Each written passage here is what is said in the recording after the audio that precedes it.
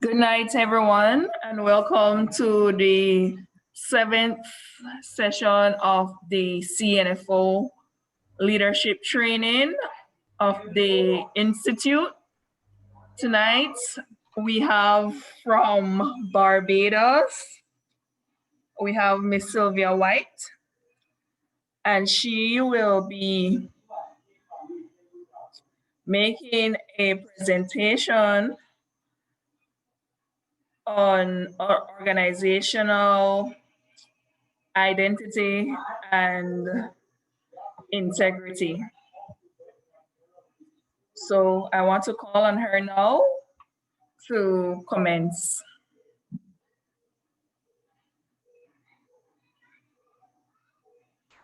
Hi, good evening to everyone. I am Sylvia White,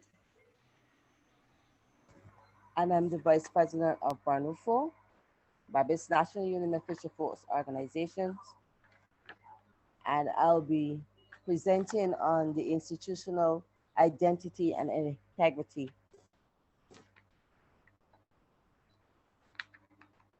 The objective of the presentation, the main objectives of this presentation is to outline the principles of institution identity and integrity, and to demonstrate why they are important in the Fisherfolk organization. The presentation will focus on a number of key factors that underpins institutional identity and integrity, linking these to overall principles of identity and integrity. The presentation will conclude that institutional identity and integrity are at the heart of a successful organization and will ultimately determine its success or failure. Here we have the overviews of the presentation, which is institutional identity, elements of integrity, and we will have questions to discuss at the end.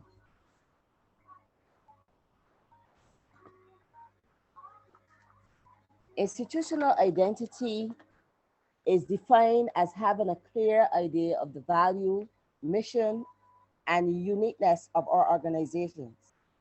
We must have an identity plan, and develop a framework of standard procedures and guidelines that would express the goals of our institution to make sure our identity messages are clear and strong.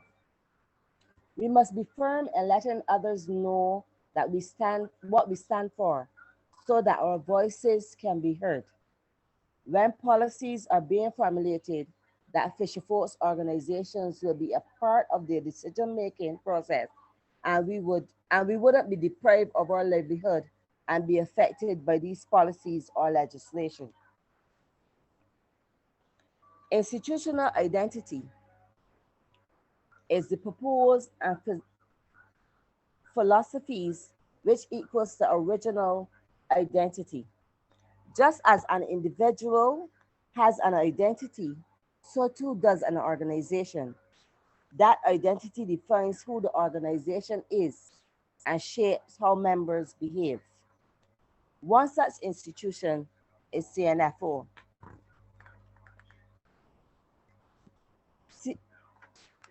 The Caribbean National Fisherfolk Organization. Cnfo vision, the primary national and fisherfolk organization with knowledgeable members collaborating to sustain fishing industries that are mainly owned and governed by fisherfolk who enjoy a good quality of life achieved through the ecosystem-based management of fisheries resources. As Cnfo's mission is to improve the livelihood for fisherfolk and develop a sustainable and profitable industry through networking, presentation, and capacity building. Institutional integrity. Apple Computers is just one example. Three core values follows through: get real and speak up, comprises the notion of organization integrity. Follow through is when you make the decision to do what you say you will do. You think differently about the commitment you made. You being you being to create more meaningful and attainable by wins, and you make a consistent effort to commit, to overcommit and under deliver. Whenever you do make commitment, people accept them because because they know you have you have thought long and hard about them and feel confident you can deliver the expected results. They begin to trust you.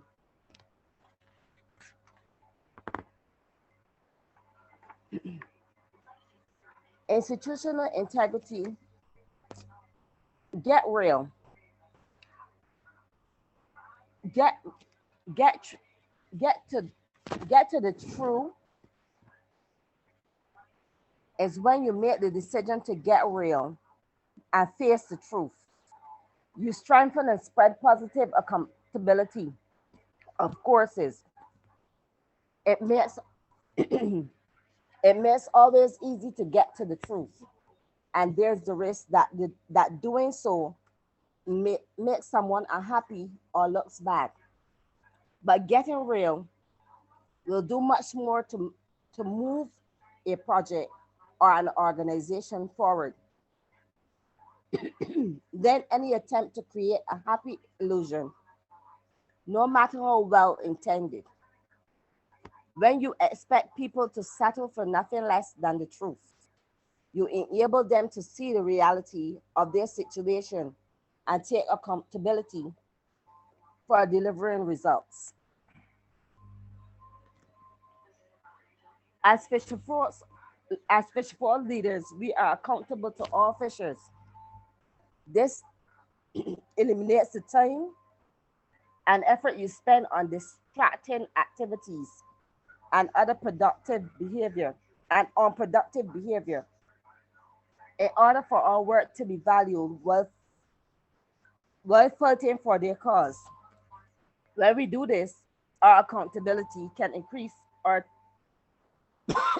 excuse me. When we do this, our accountability can increase our team membership and skills and confidence. 1 minute, please.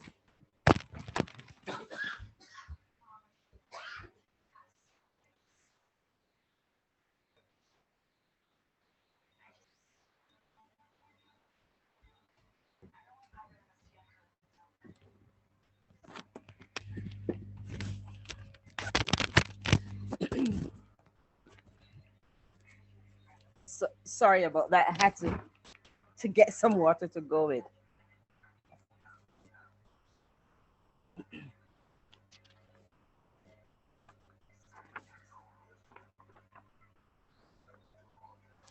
Institutional to speak out, to speak up. This is when you make the decision to say what needs to be said, when it's needed to be said, and in a way that ensures that others will hear it. You create respect, trust, and accountable environment for people to feel comfortable saying what they need to be said.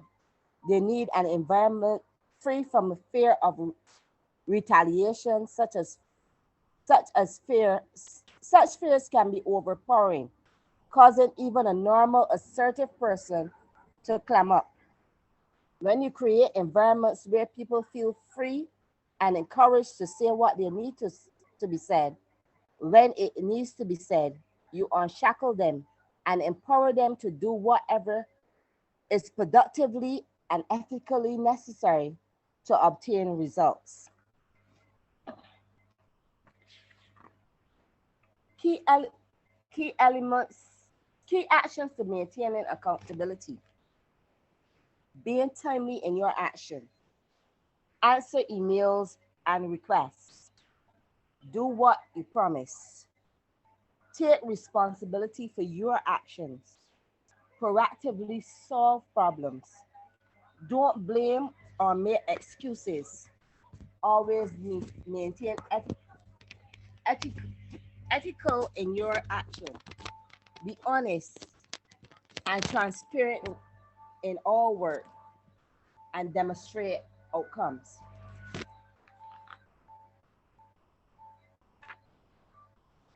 Credibility is the quality of being convincing, trusted, believable, and worthy of trust. Your credibility is important. Credibility is your reputation and it helps people to decide if what you say has truth behind it. Credibility takes time to build and it's difficult to physically define and control. From accountability to credibility. As leaders, we must take personal accountability. We must be willing to answer for the outcome of our choices, our behaviors, our actions in all situations in which we are involved. Accountable leaders do not blame others when things don't go the way they expect them to go. They take responsibility for the outcome and in that way demonstrate their credibility. Reliability. Reliability is the quality of being trustworthy or of performing consistently well. This is absolutely important to institutional identity and integrity. We must demonstrate reliably in doing our service and performing our intended functions at all times, and we must do so consistently. Track record.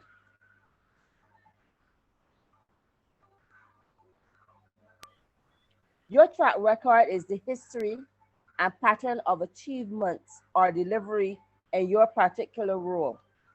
The track record is what will inspire trust and acceptance of your leadership, and maintaining that track record is the basis for building integrity. The track record the track record should be protected by the leadership of an organization, as this is the basis on which the organization will be taken seriously.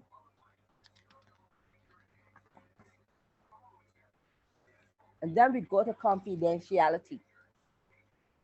We as Fisherfolk organizations must be confident when making decisions and agreements with subjects about how you will collect, store, analyze, use, and report on information about the organization or the proposed projects.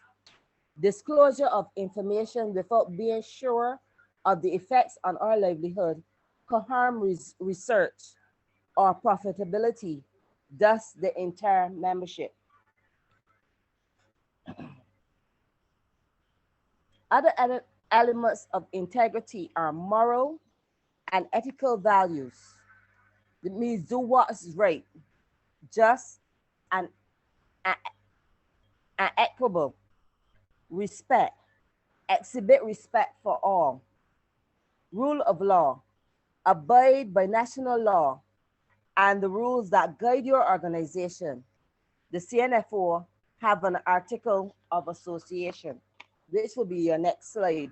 You could always go on the Cnfo website and see the article of, association.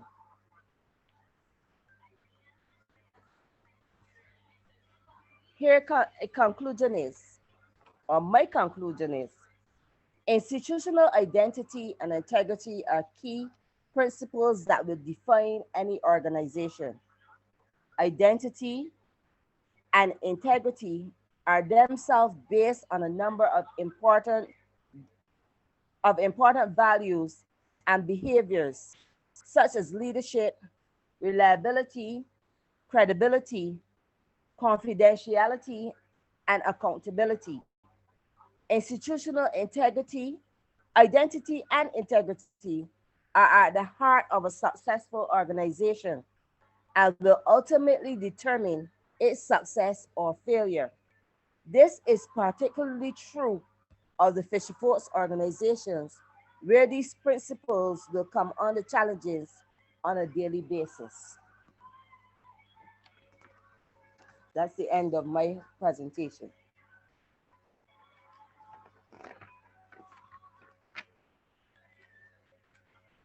We, I have a few, yeah.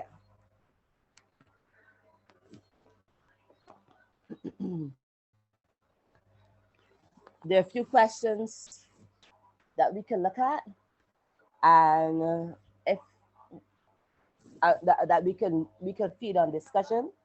And the first one is, why do you think that institutional identity and integrity are important?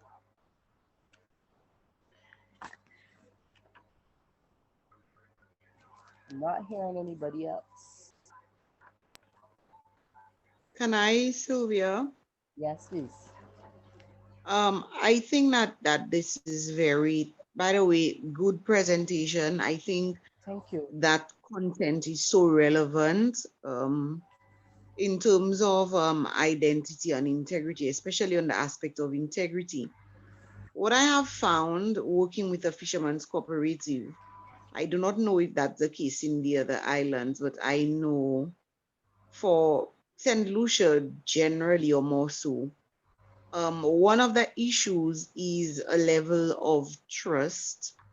And the reason is because over time, persons did not view the cooperatives, the fishermen's cooperatives, as a place where they felt comfortable to make an investment and to be part of.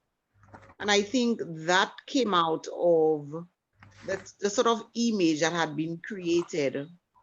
What you find, what I learned when I came in is that a lot of the fishermen's cooperatives, there had been a lot of accusation or instances of malpractice, of monies walking away, of stuff like that.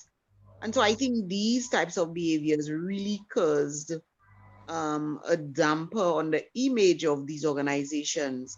And because of that, you find that persons, especially young persons, were reluctant to want to be part of these organizations. And so I think that integrity is quite important in the sustainability and the growth and even the survival of our FFOs, because if we do not, if we have an image that appears to be less than appetizing, then it means that persons would not want to be part of that organization. Um, yeah, and when you look at integrity, integrity is very important in the whole image of the organization, because when you look at, for example, applying for donor funds and so on, these things become really, really critical as to whether or not you can receive these funds. And sometimes these funds are so useful in ensuring that you can actually execute projects and so on at your organization. True. Anyone else?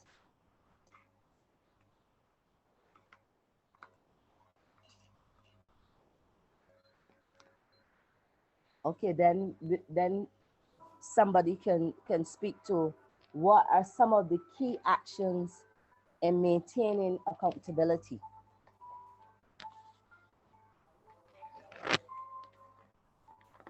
I Hello? believe transparency. I believe in engaging the relevant stakeholders, including them in decision making and all of that. Mm-hmm. Yes, that's true. Giving feedback reports.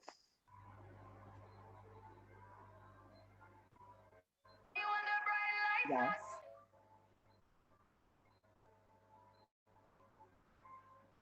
Anyone else?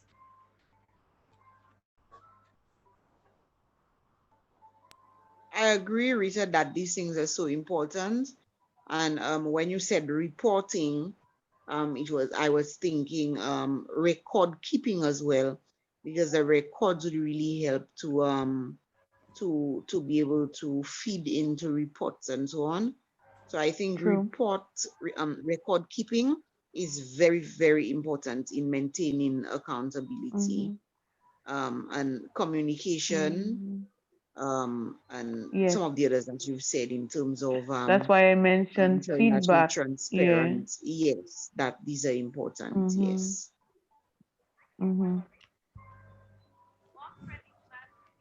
Yes, that's true.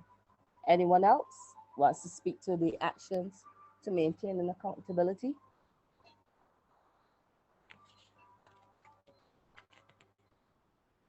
Okay, then what are the key elements of integrity?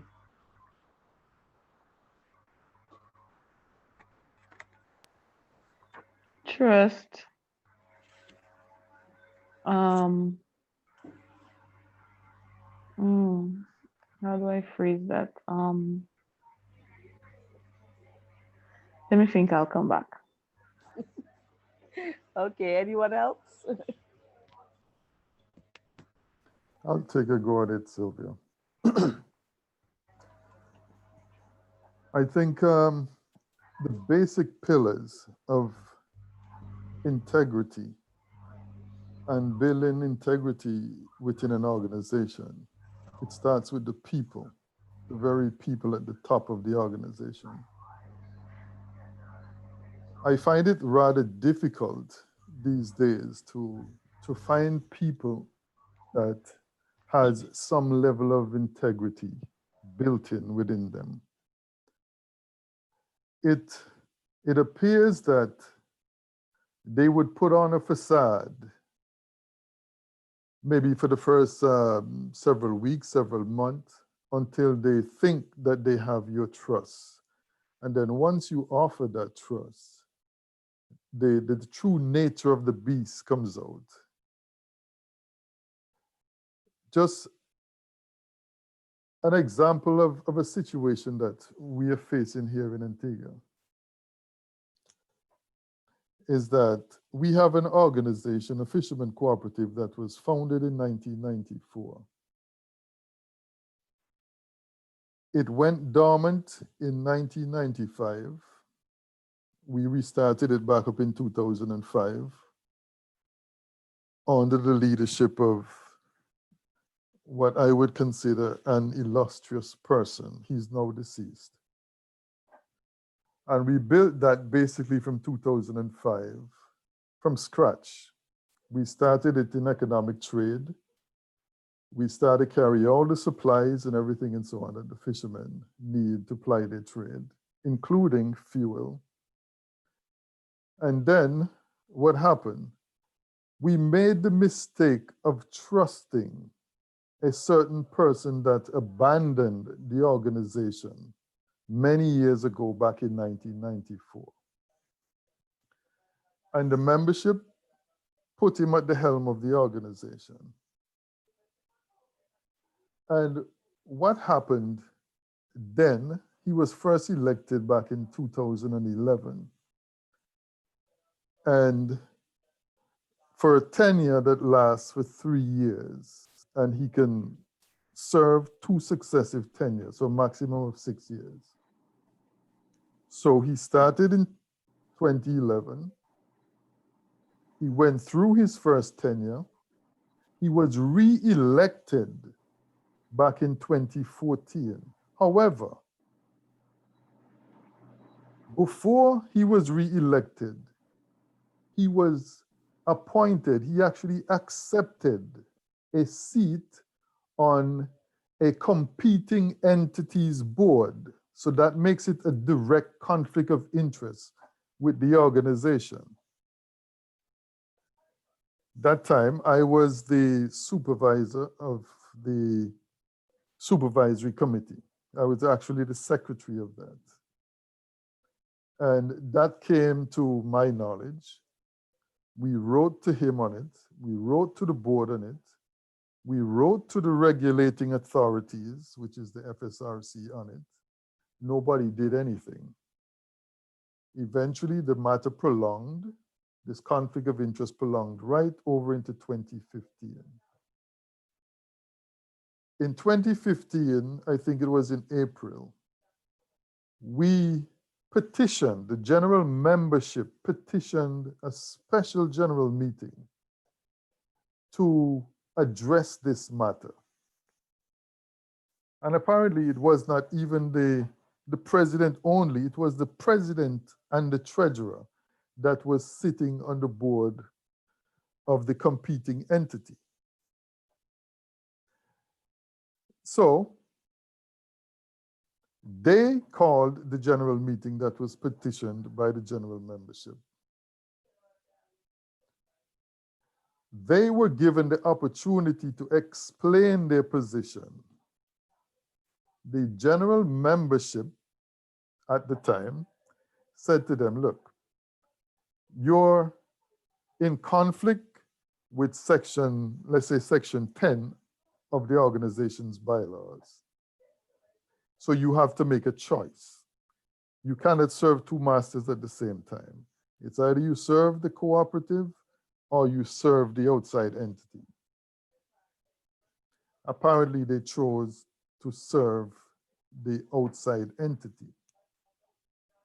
Based on that, both of them were expelled from the organization. However, at the time, the secretary of the organization, apparently she was in collusion also. She was also working for the outside entity, but the Supervisory and Compliance Committee did not know. So what she did, she refused to carry out the mandate of the general membership and have those two members expelled from the organization. So the former president now, he went and he got his lawyer and he took the organization to court. In fact, he threatened to take the organization to court. They readmitted him.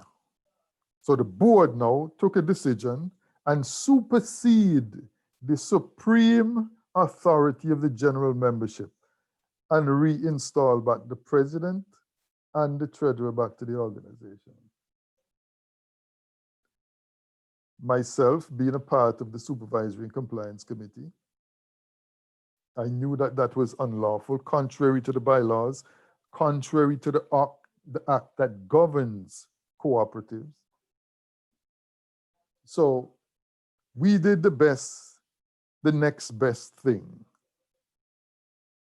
We followed all the steps that are assigned to us by the law, and we petitioned another special general meeting. They had refused to call the special general meeting.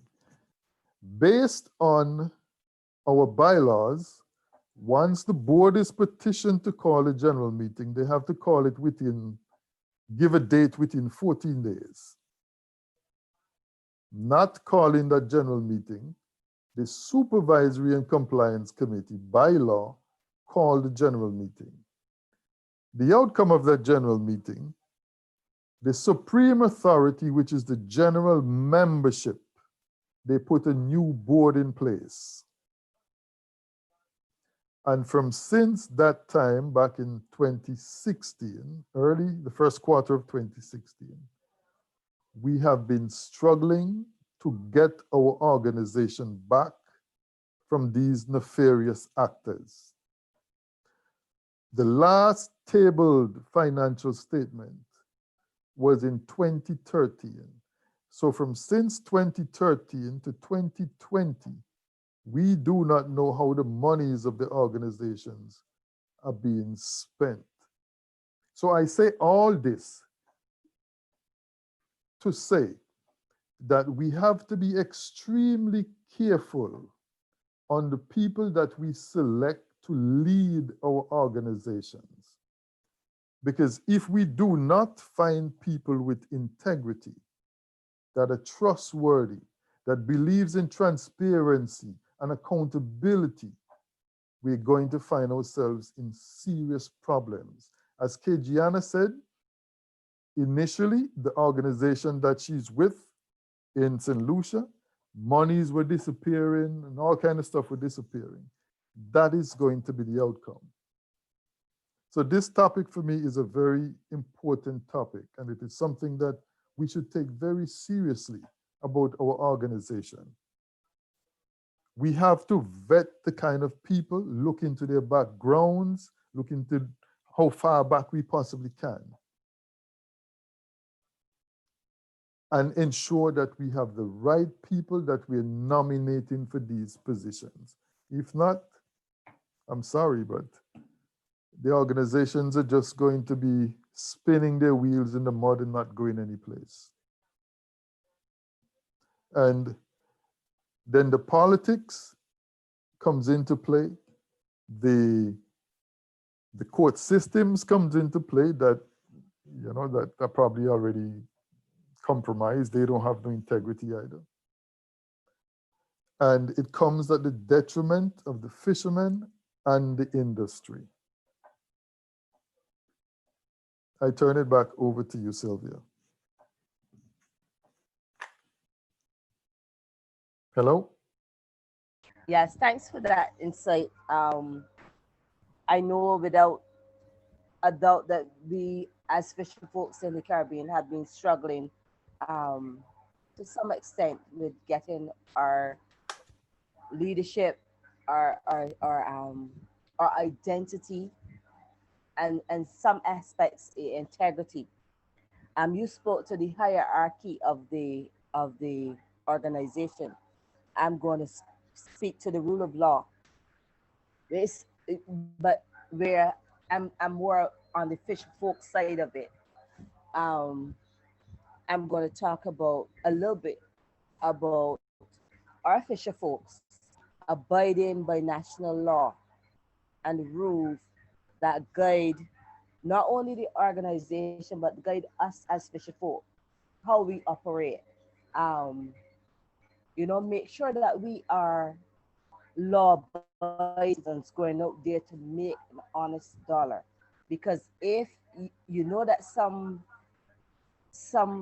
persons that have bad intentions are going to creep in, but if most of us as fishermen or boat owners stick up for, you know, being lawful, being law-abiding citizens, then that could spell leaps and bounds for us, whereas our integrity is concerned.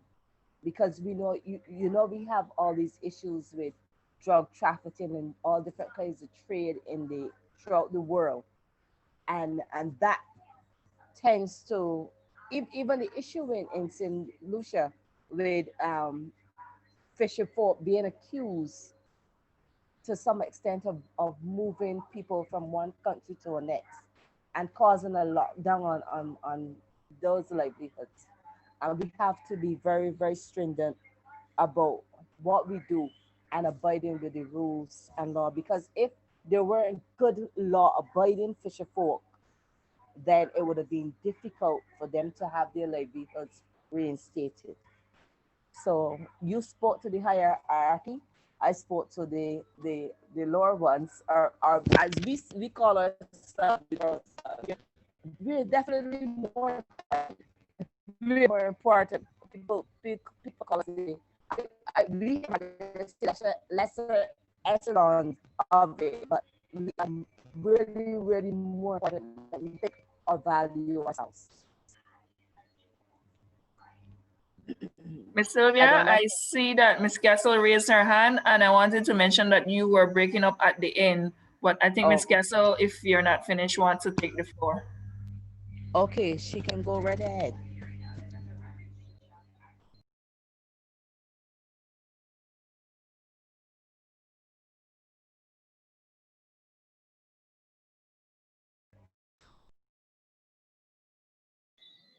Hi, good night, everyone. You hearing me? Yes, I can. Yes, we are. I would just like to point it out a quick point, as in being in the integrity of portraying good leadership in Fisherfolk, in fishing. We have to walk the walk, not just saying that this is how things should be or this is how things should be done, but we ourselves have to be an example of doing these things so that others would follow us and continue to be good in the spotlight for the future fisher folks. Hello? Hello? Hi, Charlene. We hearing you. Yeah. That is Did you? Mm-hmm. Hello? Hello. yes, Yes. We hearing you. Okay. Yeah. So Mm-hmm. we have to walk the walk, not just talk. Yeah. I just believe that's where it starts from. But as we speak about the elements of integrity, I listened attentively to Gary, and to me it all boil down to trust and trustworthiness, and also to values and ethics and morals and all of that. So it's just to add that to the spin. I listened, and I'm sorry that I'm going to summarize it as being trust and trustworthiness, but just to add again your morals, your ethics, and your values, and all of that comes into play when you speak about integrity. Yes, that's so true. It is so true. They do come into play when you speak about integrity. I think the situation that Gary spoke of is so how would I say it? It is something that happens in so many of our organizations. And so it's very important that we basically do a level of filtering but it's difficult because on one hand you want to make sure that you're very inclusive, but on the other hand you have to be very careful that the persons who you allow in, that they do not damage or taint the image of the organization. And I think that avenues such as, for example, the Cnfo Learning Institute are some of the things that we can use to our advantage as CNF members, CNFO, because what you find is that, especially because sometimes the skill set that you need for, let's say, members of a board or a particular committee is lacking, sometimes you really grab at the straws. And so persons feel, especially when they are in a position to make a contribution, they begin to feel very pompous about it and believe that the organization cannot exist without their presence. So I think one of the things that we should focus very heavily on is building the human capacity of our members so that we always have a balanced enough pool in terms of ability and numbers to choose from, so that we don't end up being too over reliant on just a particular small grouping that would then basically portray the behavior of wanting to hold the organization's ransom. I think that is important. A sort of like a chartered director kind of institute, something that would where all of these things would be part of a mandatory criteria or something before you can become a member of a board or a supervisory committee in our organizations. Can I make a comment? Hello? Please. Go right ahead, Tarrant. Okay. No, in listening to the presentation, it was a very good presentation, as well as the discussion. Some of the things I think we need to be looking at is, to the extent that, if I'm hearing you correctly, integrity is closely intertwined with openness and accountability. And to the extent that you're also touching on a number of the topics that you've dealt with over, I think, the last couple of months, the need for good leadership and for ensuring that you build a level of leadership capacity that you're not dependent on one or two people, and that you really need to be looking at carefully at succession planning. But what is coming out as well to me is the need for ensuring, if you're going to have openness and accountability on an ongoing basis, is to ensure that you put in place the appropriate governance structures that are embedded in your bylaws, ensuring that you have your board that is fully functioning, ensuring you have in your supervisory committee. We saw just now the role that the supervisory committee can play. So it's really looking at ensuring that we're putting in place the appropriate or good governance arrangements and abiding by those arrangements. People mentioned record keeping, reporting, all these contribute to openness and accountability. And I think what Sylvia brought out too is the whole idea of oversight. You have the national acts, and they have a role to play. She mentioned the rule of law. They have a role to play in oversight. So you have mechanisms that supposedly should be in place that if within the organization there's failure, you can turn to other arrangements to try to correct that situation. But I think what is coming out here to me clearly is the need for good governance structures being put in place and maintained, and for us to be paying close attention to developing a leadership cadre that goes beyond a few, and recognizing that the integrity of the organization is to a large extent dependent on the integrity of the individual. Thank you. Thanks, Ms. sir. Sylvia, Tina raised her hand after your comments. Okay. Ashina. Hello, good night. What jumped out at me with this presentation is that the fact that you should have accountability and trust. And what I like about the guy Gary, when he said that when the board was not doing what it was supposed to do, they had something in place that will help rectify that problem. And I think that's the problem we have with a lot of organizations, that the board is most organization board is the ultimate power. So when the board is not functioning, who monitors the board? And I like the fact that, oh sure, I lost my train of thoughts. Okay, thank you. Yes, Sheena. That's true. Who monitors the board? Who do we we respond to? Is like we normally say here in Barbados, it's who guard the guard, you know. But Exactly. And another point, Sylvia, is that I like the basis that they have. You can only sit 2 terms, and then like in America, you have to go. I like the fact that it will continue rotating and bringing new people, new skills to the organization. I like that fact that he made about the just 2 terms and then give somebody else a chance. May I add Thank something you. here, Sylvia? yes, we. I just wanted to maybe ask a question, not sure if you want to answer it here, but since the point was highlighted with regards to the who I think Sylvia has said as a question in Barbados, who guards the guard, right?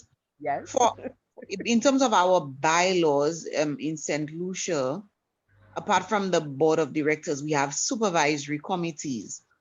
And supervisory committees act basically, well, their responsibility is that of an internal auditor, sort of, like what you get at perhaps the credit unions and the banks. So that is really the role of a supervisory committee, what we refer to colloquially as the watchdogs.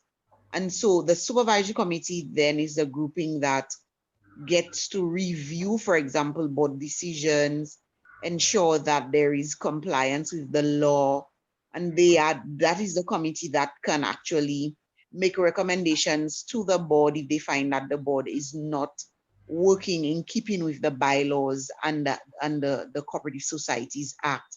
So I don't know if that stipulation exists for for the rest of us, but in our case, that is one of the committees that.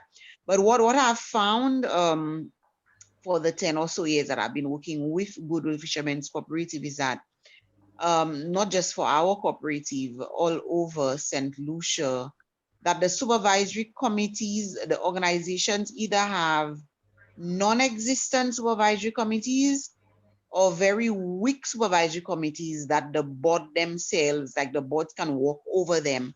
And so they're not effective in carrying out their responsibility.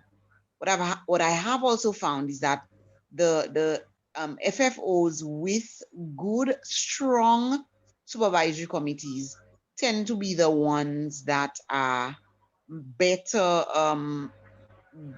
like they operate better in terms of in keeping with the law and better and more sound decision making. So the supervisory committee actually plays a very vital role in ensuring that is done.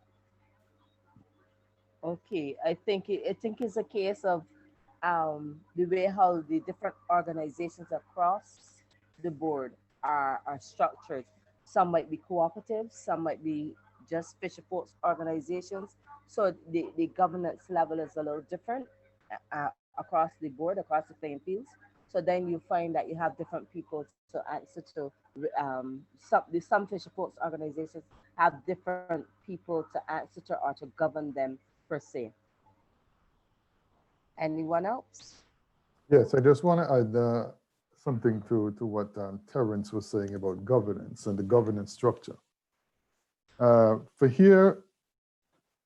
us here in Antigua, we have a complete governance structure. We have at the top the Cooperative Societies Act that basically is like that umbrella piece of legislation that governs our movement. Under that and enshrined within that, you would have the supervisor of cooperatives. And in our case, after that, you would have our bylaws and our other different policies, conflict of interest, and so on and so forth. So the governance structure is fully in place, but we find ourselves in a very unique position in Antigua, and unique in a very negative way. I spoke earlier about the appointment of our treasurer and our president to an entity, a competing entities board. That appointment was made by the Prime Minister, you see. And also the cooperative, the registrar of cooperative that falls within the FSRC office also falls under the Prime Minister. So there's where our hands get tied. The lawyer on the case is actually the Speaker of the House of Representatives. The person that really wants to get us from our existing location and disintegrate the organization, it's alleged to be also the Prime Minister. Because they, which they already have under construction in another location, a full facility that they are going to take the existing president that refuses to move from the helm of the organization and put him there to run their private organization. You see, so it's important that they destroy the fishermen cooperative. So that is the situation that we find ourselves in. We're not just fighting a normal battle here. We're fighting the politicians. We're fighting the courts because they do have influence over the court. We win every case. Every case before the High Court, we win because the evidence is there. In fact, one of the times the judge said to them, when you come before my court, you come with clean hands. And every time, if we win today, they appeal tomorrow. And then it goes to the Caribbean Court of Appeals, and then they kick it back down to the High Court again. But that is the situation that we find ourselves in. The objective is to destroy the organization so they can take possession of the piece of real estate that is there and also the business of the organization. And because they want to muzzle you, so you can't take it to the public on the airwaves, they appeal the matter. The day after, you would have won your case in court. How do we deal with something like that? That is the big question. Anyone have any solutions?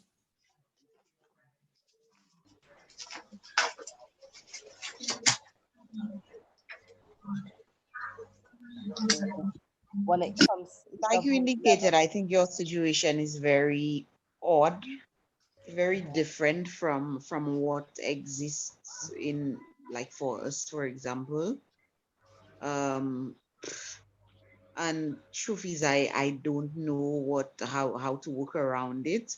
I mean, at the end of the day, I think the only thing you have working in your favor, really, if that does exist, is that you have a member organization. And so if the other members of the organization, then depending on which direction they sway, and if they are in favor of the organization winning that battle, it's really the only voice that you have. I mean, especially their electorates. And speaking of a hierarchy, that thing going all the way back to the prime minister, for example, in terms of the connections and the ties. To me, the only thing that you can use in your favor here is electoral votes. But then that would depend on the size of your membership and how much they are willing to, how far they're willing to go to ensure that it is swayed in their favor. But I think as well, as the earliest opportunity that you get, whether it's after a change of government or whatever the case may be, that there needs to be a review of the whole law and rule that guides the formation of organizations like yours, because there needs to be, to my mind, a level of independence that these organizations should be able to enjoy in order for them to grow and thrive. Let us take for reference the regulators. Based on the Cooperative Societies Act, it is very clear the actions that the regulators can take. Because the regulators should be able to come in, if there's dispute among parties, they would come in, manage the organization, put a proper board in place with all the policies, and then after a year, they would turn it back over to the general membership. They refuse to do that. They totally refuse.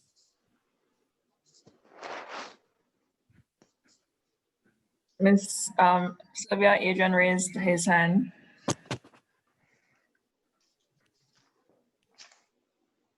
Go ahead, Adrian. Hi, good evening, everybody. And let me just start by apologizing for joining a few minutes late. I had another meeting that I was in. Just on this point, I want to chime in, and I don't know who my brother Fisher is, who was speaking before me, because I didn't get his name. I listened to his intervention, didn't get his name. But I'm Gary Cole from Antigua. Hello, Gary. Hey, Gary. Yeah, we have similar, very, very similar situation here in the Bahamas, where I'm situated, and it's interesting that I'm looking at this slide, and it says institutional identity and integrity are important, what are some of the key actions to maintaining accountability, what are the elements of integrity. And this was important enough for me to chime in because our situation here is what I find and listening now is not unique, but it appears to be Caribbean wide, where a lot of actions by fisherfolk is governed is directed by politics. The situation we have here now, it depends. The direction of advocacy depends on which government is in power at the time that issues arise. And unfortunately for our fishers, the only time that they would recognize or accept or come to or rely on or support a fisher organization is when there is a crisis. In the Bahamas, we have a blessing and a curse. We are blessed because we have an unending supply of resources, marine, seafood resources that we can export at any time, anywhere, demand a price, and that's what we get. The curse is that our success has not served us sufficiently to be able to support the small issues and the underlying issues. And when I say the smaller underlying issues, I mean there are fishermen in this country who do very, very well. I mean, they will make upwards of $1 million, $1 million US per year. When I say per year, per season, which is only 5 months. But again, on the other side of the pendulum is there are fishers who are starving. The fishers who are making the money, they are not concerned about the fishers who are starving. So where do we reach a balance? It's very difficult to reach that balance because when you're speaking about integrity, because of the people that, the fishers who are starving, they would demand that you support them or advocate for them. And the fishers who are doing well will instruct you to not, well, look, it ain't our fault that they're not doing well, kind of thing. So it's, so here in this country, I don't know, I wouldn't even call it a balance, but it's just the way the pendulum swings. And listening to Gary, I'm beginning to accept now that it's not only unique for the Bahamas, but maybe in other jurisdictions too. So I'm beginning to wonder if this is a Caribbean thing, where we just don't see the need to support fisher organizations until there's a crisis. And how do we change that mindset? I don't think it is a fault of leadership, because from what I've seen, leaders, fisherfolk leaders are doing the best they can, and they are very active and they're doing whatever they should do. But the support they're not getting, and particularly if politics are involved, and I would say that, in this country, it depends on which government is in power, which government, whichever government it is, that will dictate the support. And I'll say this, my organization, well, I shouldn't say my organization, but the organization that I lead, we've been around from 1999. And you will not believe it, but no one from our well, I wouldn't say no one, a few members from our organization, but someone like myself who sit as the president of the organization, and as many times as I've offered not to be re-elected, nobody is nominated for the position. And our constitution states that unless there's nominees for the position, the current office holder must, or well, let's say shall, maintain the post until a replacement can be found. No one has ever offered for the position, so I've been basically in charge from, basically the president from the year 2000. And up to this day, which is the year 2020, there is a government statutory board. I have never been named as a person who will sit on the government statutory board, which is the Fishery Advisory Council, which is a government body. There are people who are not involved in the fishery sector who are on the board. The board comprises 30 members. We do not have one seat. Okay. Well, in our case here in Antigua, we have been asking the government for many, many years. Mitch can talk to that in reference to that. We've been trying for them to put the Fisheries Advisory Committee together for umpteen of years now, with no success, absolutely none. So the ministers, they arbitrarily just take the decision and they grant whomever they want in terms of external boats and that kind of stuff and so on, license. So we are not surprised when we find a Chinese trawler trawling maybe a few miles just east of Antigua with a valid Antiguan fishing license. In fact, the government took it even further, and they gave a Chinese company the rights to all the fishing areas in Antigua under the agreement. Well, I will tell you this. I will tell you this too, that 6 years ago, the government was proposed to amend the fisheries regulations here in the country, and they were going to allow the Chinese to be able to fish here, and we were against it adamantly. I mean, I protested that, to the point where, and I'm still protesting it because, some things here are done by stealth. And while we don't, they're not obligated to be consulted, because as far as they're concerned, we're just an advocacy group. Even though we are officially recognized by the government, they're not obligated to take or to follow our advice or take our advice. It's just a matter of consultation. But the Fisheries Advisory Body, which is a government-appointed group, the government is obligated to take their advice. So that in itself would tell me why they would not appoint someone like myself or to that body, because of the position that we would take in terms of supporting Fisherfolk. Again, not off topic, but it all boils down to accountability. And I just draw this because it's an example of the varying differences throughout the Caribbean. While a lot of the issues are the same, they're like my grandmother would say, the same difference. I don't know if that's I don't know if that's you all understand what that means. Mm-hmm. But the same difference.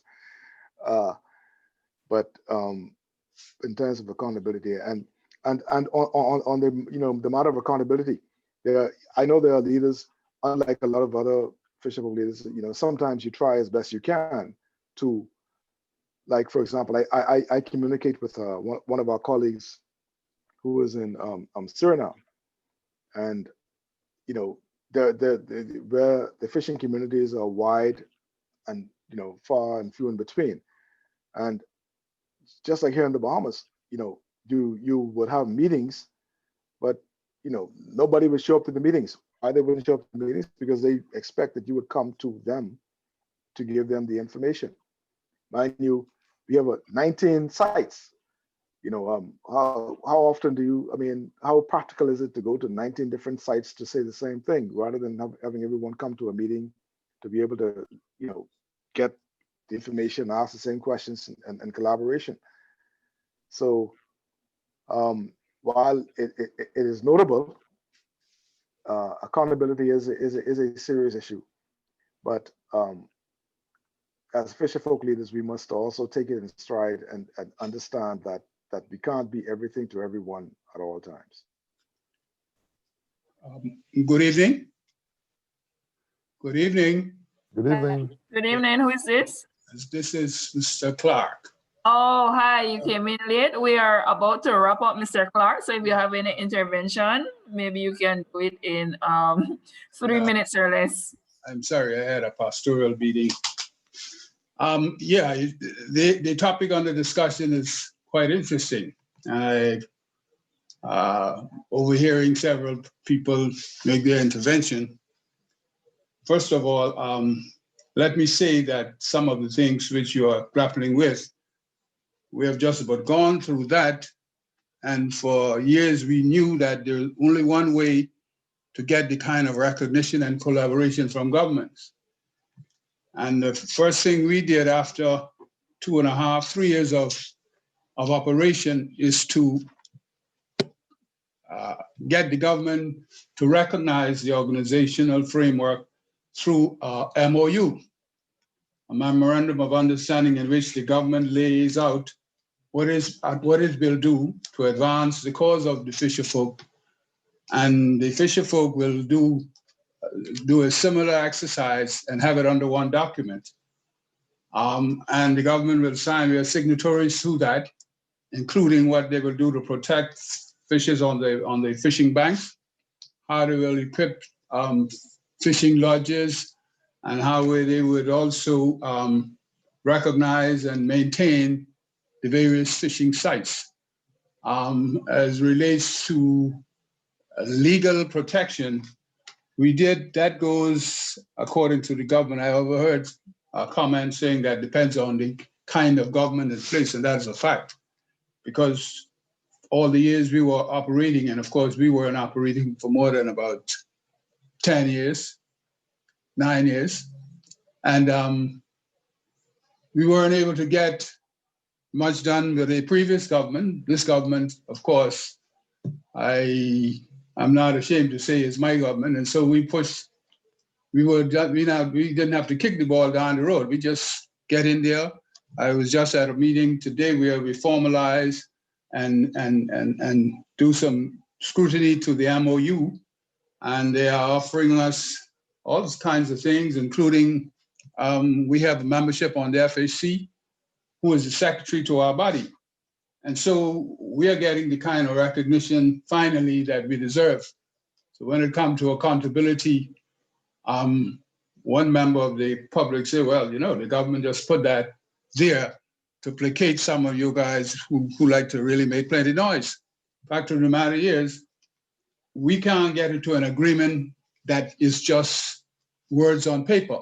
So we have to tie the government down so that they are accountable and will be also regarded in breach if for whatever reason they fail to meet or comply with the obligations which they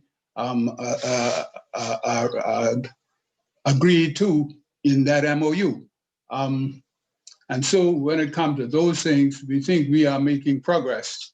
The difference, however, is that cooperative fishing, we are pushing cooperative fishing. We are right now getting amendment to the laws so that the fishers who are working for those fishing firms, vertically integrated firms owned by one person or one company, and the fisherfolk just go and get the least price that the owners agree to pay. We are pushing for an operation where, under the name of the game, the fisherfolk can be paid twice, and whatever financial arrangement is made, it's also belong to the fisherfolk themselves. Whatever we do, whether we open a gas station or whether we open a non-bank financial institution, like a cooperative credit union, it will all be owned by the fisherfolk. And that's how we plan to empower our fisherfolk. And that's the way it should be. Thank you. Thank you. Thank you. Thank you, everyone. It has been a rich discussion that it took us over the time that we usually end in 1 hour. So that was very good and welcome. So we enjoyed that very much for the sharing. We want to thank Miss Sylvia for the hard work she did and for the dedication she placed in preparing, researching, receiving mentorship from Mitch, and presenting tonight. Thank you, Ms. Sylvia, and thank you, participants, and Shelley, Terrence. I think those are the only 2 partners here tonight. I'm not seeing If I miss anyone, I'm very sorry. But thanks for joining and contributing. Good night, everyone. And we will see, no, we have something coming up on the Institute that we will share tomorrow when we have our advertisement prepared. So we have more to add to the trainings that is going on, but we'll share that tomorrow. So I might see you earlier than next month. So good night, everyone. And if there's anything important, you just blurt it out. Yeah. Nadine? Yeah. Hi, Adrian here again. Yes, go ahead, Adrian. So I joined on the last slide. Yeah, you missed the entire. No. Well, hold on. Well, no, this is a good meeting. We can't quit now. We can't leave now. I just reached.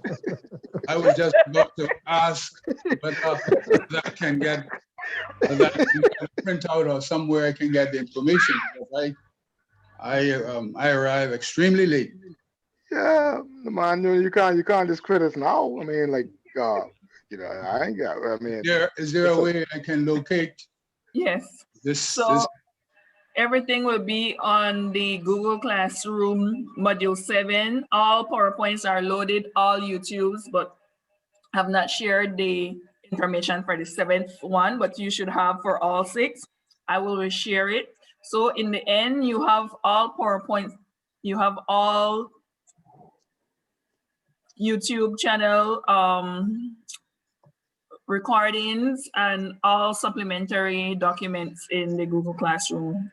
For this session, it's not there as yet. Okay.